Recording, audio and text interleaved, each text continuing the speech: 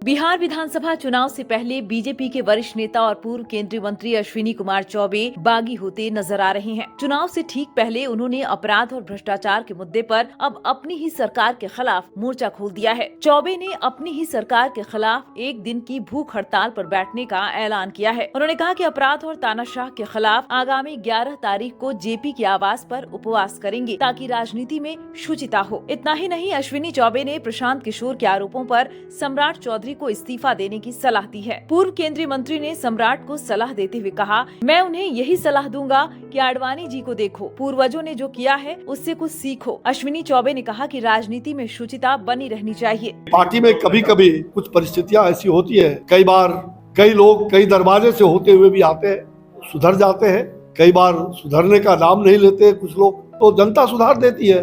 और इसलिए चाहे मैं रहूं या कोई रहे, मेरा बेटा और भाई भी रहेगा, अगर उस पर भ्रष्टाचार का अपराध का आरोप लगता है तो मैं तो उसको यही सलाह दूंगा कि भाई आडवाणी जी को देखो, हमारे पूर्वजों ने जो किया है उसको अपनाना चाहिए ताकि पार्टी का नुकसान हो। अपराध और तानाशाह के खिलाफ लोक शक्ति को जगाने का जो मेरा शुरू से संकल्प रहा है, मैं 11 अक्टूबर को जेपी के आवास पर एक दिवसीय उपवास पर रहूंगा ताकि राजनीति में शुचिता हो। अब इससे ज्यादा क्या, राजनीति में शुचिता हो वो सबके लिए लागू होता है, मेरे लिए भी, मेरे पार्टी के कार्यकर्ताओं के लिए भी और तमाम राजनीतिक नेताओं के लिए। जो लोकनायक जयप्रकाश ने कहा है कि राजनीति में शुचिता, बिना शुचिता का राजनीति नहीं चलता। सम्राट चौधरी का नाम लिए बिना अश्विनी चौबे ने कहा कि पार्टी में कुछ लोग पिछले दरवाजे से आते हैं, कुछ सुधर जाते हैं तो कुछ सुधरने का नाम नहीं लेते हैं, उन्हें जनता सुधार देती है। चौबे ने कहा कि मैं रहूं या कोई मेरा भाई बेटा ही क्यों न रहे, अगर उस पर अपराध और भ्रष्टाचार के आरोप लगते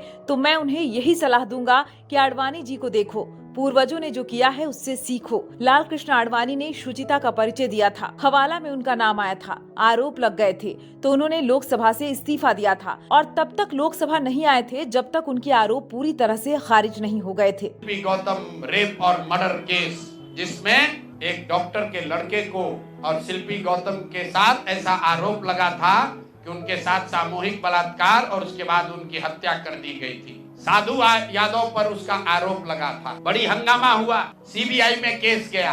मैं आपके माध्यम से आज पूछ रहा हूं कि क्या अभी के उप मुख्यमंत्री सम्राट चौधरी उर्फ राकेश कुमार उर्फ सम्राट कुमार मौर्य उस केस में संदिग्ध अभियुक्त के तौर पर नामजद थे या नहीं थे, ये प्रेस में वो बता दें, उसके बाद हम उसका डॉक्यूमेंट आपको जारी करेंगे। इनका सीबीआई ने इनको अभियुक्त के तौर पर इनकी जांच की थी कि नहीं, उस मुकदमा में इनको नामजद संदिग्ध बनाया गया था कि नहीं, ये सीधा आपको बता रहे हैं। ये आए और ये पूरा केस तब के भाजपा के नेता सुशील कुमार मोदी जी ने उठाया था और तब सम्राट चौधरी यही साधु यादव और राजद के गैंग के हिस्सा थे।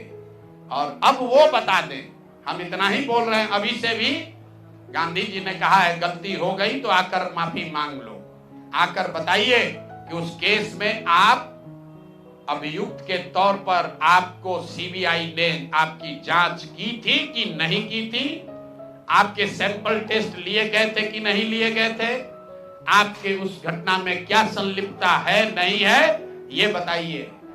उस केस में आपको बता देते हैं, लालू जी का प्रभाव था, साधु यादव को बचाने के लिए केस को बंद कर दिया गया, लेकिन वो केस खत्म नहीं हुआ। पटना के एक एक आदमी को याद है वो घटना।